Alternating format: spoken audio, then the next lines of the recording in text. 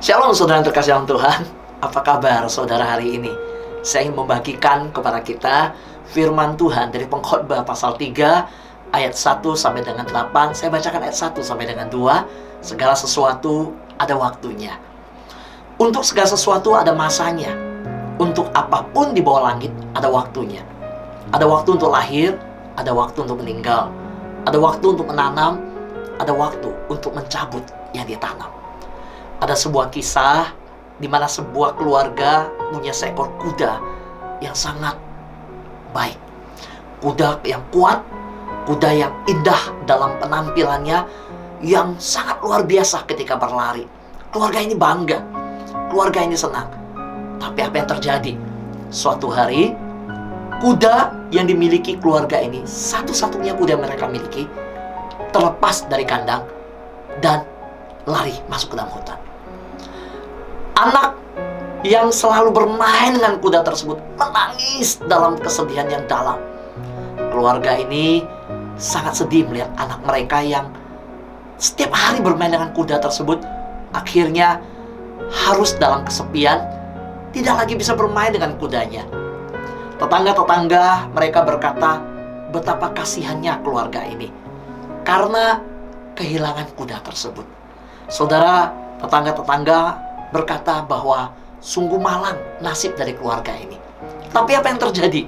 Beberapa hari kemudian, kuda tersebut dari hutan keluar dengan derap suara yang begitu kencang dan berbeda dari lari yang biasanya. Karena kalau seekor kuda tidak berderap dengan bergemuruh seperti itu. Ternyata sang kuda yang hilang pulang membawa segerombolan kuda-kuda liar dari hutan kembali ke rumah tersebut. Wow, tetangga-tetangga berkata, sungguh kalian keluarga yang beruntung. Hilang satu kuda, dapat kuda yang begitu banyak lagi. Nah, saudaraku yang terkasih dalam Tuhan, sang pemilik kuda berkata kepada tetangganya, jangan bilang saya beruntung dulu. Belum tentu saya beruntung. Saudara, beberapa hari kemudian ada sebuah kecelakaan terjadi. Keluarga ini punya seorang anak laki-laki yang bermain dengan kuda. Dia melatih kuda-kuda liar tersebut dan dia jatuh dari kuda. Kakinya patah. Tetangga-tetangga datang dan berkata, kasihan ya, dia punya satu anak lelaki, tetapi anak lelaki yang mereka miliki harus patah kaki dan cacat seumur hidup. Sang bapak kembali berkata kepada tetangganya, jangan berkata kasihan, kita belum tahu apa yang terjadi setelah ini. Saudara, 3 bulan kemudian, sang anak yang berjalan dengan terpincang-pincang ini suatu hari di depan halaman rumah berteriak kepada papa mamanya, papa mama, cepat keluar. Saudara, apa yang terjadi? Mobil tentara masuk ke pemukiman desa tersebut mencari anak laki-laki yang sudah usia di atas 17 untuk masuk dalam ketentaraan, karena negara mereka dalam kondisi perang, dan anak-anak pria yang ada diambil masuk dalam barisan perang untuk melawan musuh. Saudara, seluruh tetangga mereka menangis karena anak-anak mereka diangkut satu persatu masuk ke dalam truk. Sampai kepada keluarga ini, ketika anaknya mau diambil dan tentara melihat anaknya cacat, berjalannya cacat, dan ditinggalkan anak itu, tidak dibawa. Saudara, tetangga-tetangga mulai mengerti bahwa hidup tidak bisa dinilai dari satu kejadian. Hidup ini seringkali harus dilihat bukan hanya dari satu kejadian, tapi dari seluruh kejadian. Saudara, berbicara tentang kisah tadi, kita menjadi ingat bagaimana Salomo mengingatkan segala sesuatu ada waktunya. Ada awal dan ada akhirnya. Sebuah peristiwa tidak bisa dinilai dari peristiwa saat itu saja. Harus dilihat dari sudut pandang ilahi. Saudara, kita tahu bahwa Salomo di dalam Pengkhotbah mengajarkan segala sesuatu itu harus dijalani dengan bijaksana. Karena ada awal dan ada akhir. Ada kesempatan yang akan habis. Ada kesempatan yang tidak akan pernah datang lagi. Dan hidup tidak bisa pernah diulang kembali. Karena itu bagaimana menjadi bijaksana dalam kehidupan ini. Kalau kita melihat, Salomo mengajarkan bahwa orang bijaksana adalah orang yang mempercayai bahwa rancangan Tuhan adalah rancangan yang terbaik. Kadang-kadang sakit, kadang-kadang tidak sesuai yang kita mau, tetapi itu yang terbaik. Pengkhotbah pasal 3 ayat 11 berkata, ia membuat segala sesuatu indah pada waktunya. Bahkan ia memberikan kekekalan dalam hati mereka. Tetapi manusia tidak dapat menyelami pekerjaan yang dilakukan Allah dari awal sampai akhir. Siapakah manusia yang bisa mengerti segala sesuatu di dunia? Saudara, masalah corona sampai hari ini tidak ditemukan obatnya. Belum ditemukan untuk vaksinnya. Kita berkata, pengkhotbah berkata, bahwa tidak ada manusia yang dapat menyelami pekerjaan Allah dari awal hingga akhir. Saudaraku yang terkasih dalam Tuhan, ketika masa-masa kita mengalami PSBB, ketika corona yang kita sebut COVID-19 terjadi, mungkin kita tidak mengerti apa maksud Tuhan. Sakit rasanya. Pengkhotbah mengingatkan bahwa orang yang bijak adalah orang yang mempercayai bahwa rancangan Tuhan adalah rancangan yang terbaik. Hari ini, saya mengajak kita mempercayai rancangan Tuhan dengan apa yang sedang terjadi ini. Saya mendengar kesaksian dari keluarga yang ada, dari beberapa sahabat. Saudara tahu apa yang terjadi? Ada yang berkata, anak saya sekarang, anak saya umur 13 itu, bisa bantu saya cuci piring di rumah. Ada keluarga yang berkata, anak saya yang dulu malas-malasan, sekarang bisa nyapu ngepel rumah, umur baru 12 tahun. Bahkan ada satu keluarga anak yang 5 tahun, saudara, bisa membantu keluarga di dapur. Saudara yang terkasih dalam Tuhan, memang kita mengalami satu masa yang sakit saat ini. Kebebasan kita berkumpul di luar, pergi ke mall, terambil waktunya, tidak bisa lagi sama keluarga ke mall. Bahkan beribadah bersama-sama di gereja, tidak bisa lagi. Kita belum tahu kapan masanya kita bisa beribadah bersama-sama. Tapi di masa yang kita alami sakit ini, mari kita percaya bahwa rancangan Tuhan adalah yang terbaik, meski kadang kita mengalami sakit. Hal yang kedua, pengkhotbah mengajarkan kepada kita bahwa orang yang bijaksana adalah orang yang menjalani hidup dengan bersyukur. Di dalam pengkhotbah pasal 3 ayat 13 dikatakan, dan bahwa setiap orang dapat makan, minum, dan menikmati kesenangan dalam segala jerih payahnya, itu juga adalah pemberian Allah. Saudara, kalau kita mau mengeluh bisa seperti ini, hidup akan terasa lebih berat. Kita mengeluh pun tidak akan ada hasilnya, karena kita akan tetap dalam keadaan yang sedemikian. Tetapi kalau kita bersyukur, itu akan mengubah hari kita dengan berbeda. Saya bangun tidur dengan mengucap syukur kepada Tuhan. Saya ingat firman Tuhan berkata, selalu baru rahmat Tuhan di setiap hari. Saya tahu kalau orang yang bangun tidur dengan mengisi harinya di awal dengan berkata, terima kasih Tuhan untuk hari yang kau beri. Terima kasih Tuhan untuk anak yang kau beri. Tuhan, aku bersyukur bahwa hari ini adalah hari yang datang dari Tuhan. Saya bersyukur untuk matahari yang bisa saya lihat. Saya bersyukur Tuhan untuk hari yang Engkau beri. Kita akan menjalani hari itu dengan penuh antusias dan optimisme. Saudara, akan sangat berbeda ketika seorang remaja mensyukuri apa yang dia miliki. Bukankah hari ini saudara bisa mengalami hari yang dimana mengajak teman, bermain game bersama, dengan bertemu dengan teman-teman, dengan di game yang sama, bermain di satu aplikasi yang sama.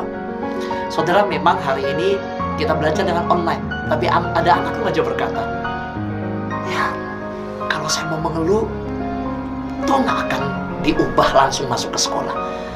Saya bersyukur justru dengan saya belajar online, saya bisa membuktikan bahwa saya mandiri. Saya bisa belajar dengan baik. Saudaraku yang terkasih dalam Tuhan, syukur membawa hidup kita lebih mudah dijalani. Ketika mengeluh, hidup kita terasa berat untuk dijalani.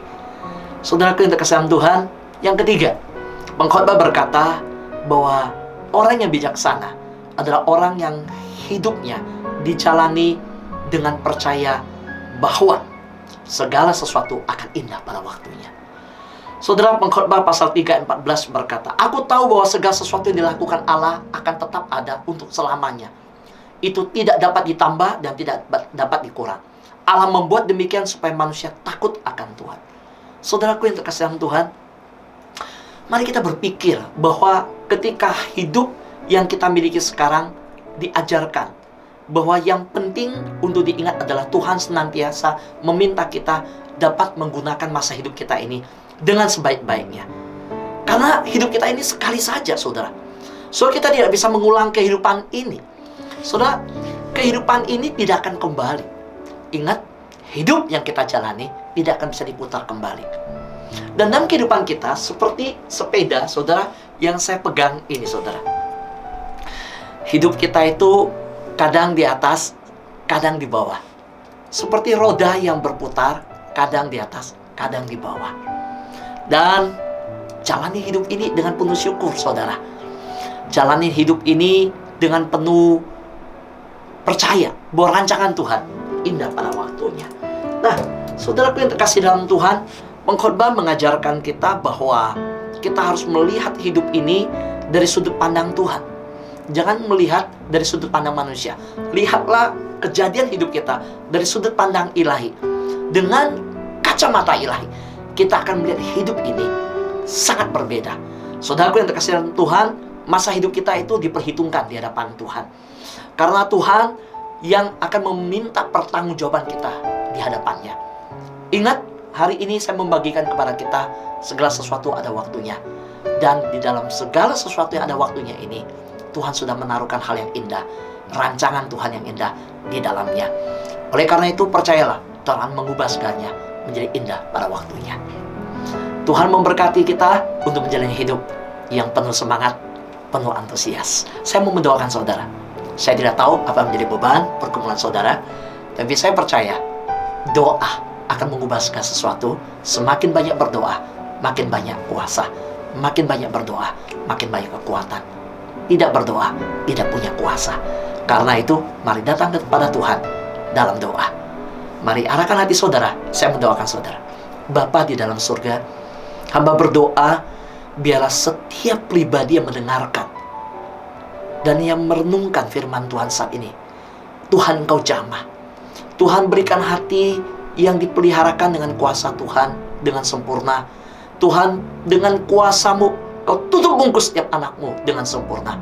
Hamba berminta belas kasihan-Mu dicurahkan bagi setiap yang mendengarkan tayangan ini. Biarkan kemurahan Tuhan yang dari surga diberikan bagi setiap yang mendengarkan. Kalau ada yang sakit, Tuhan jamah. Yang letih lesu, Tuhan berikan kekuatan. Yang berbeban berat, Tuhan lepaskan. Hamba berdoa yang mengalami pergumulan masalah ekonomi, Tuhan Engkau berikan jalan keluar. Yang mengalami sakit penyakit, dalam nama Yesus Tuhan jamah.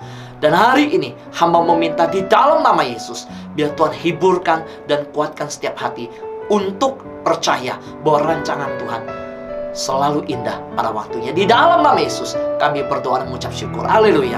Amin. Saudara yang terkasih dalam Tuhan, saya sudah berdoa, percayalah Tuhan yang akan menjawab doa kita semua. Dan saat ini saya mengajak saudara merenungkan satu pujian yang berjudul Segala Sesuatu Ada Waktunya. Kiranya pujian ini memberkati hidup saudara. Tuhan memberkati.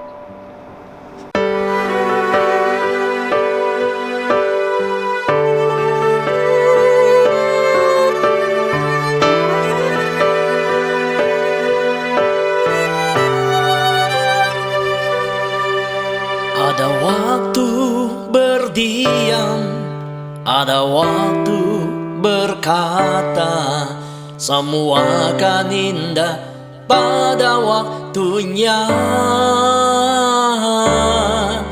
Ada waktu berduka, ada waktu bersuka, semua pasti indah pada waktunya. Ada waktu menanam, ada waktu menuai, semua akan indah pada waktunya. Ada waktu membuang, ada waktu menyimpan, semua pasti indah pada waktunya. Semua ada waktunya.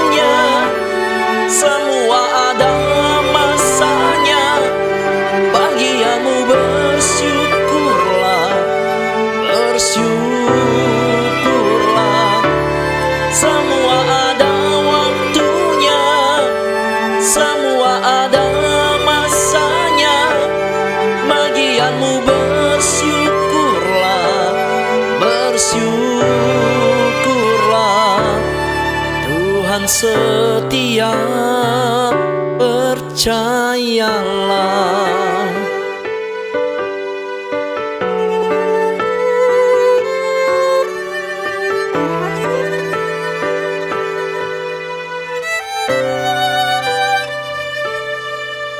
Ada waktu menanam, ada waktu menuai. Semua kan indah pada waktunya. Ada waktu membuang, ada waktu menyimpan. Semua pasti indah pada waktunya. Semua ada waktunya, semua ada masanya. Bagianmu bersyukurlah, bersyukurlah. Semua ada waktunya, semua ada masanya. Bagianmu bersyukurlah, bersyukurlah. Tuhan setia, percaya.